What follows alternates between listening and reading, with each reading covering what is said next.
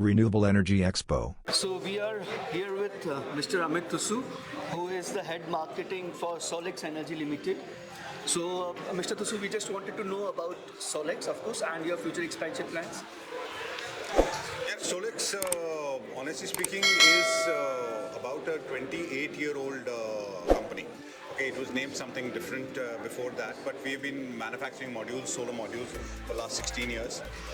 That's been quite some time. Today we have a capacity of about 2,500 modules per day.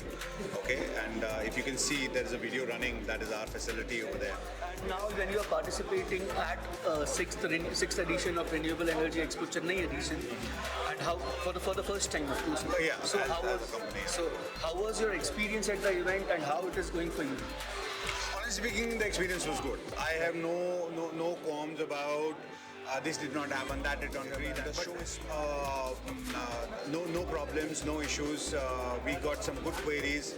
We got some good customers. Some very nice and fruitful conversations, which will most probably turn into future business pretty soon.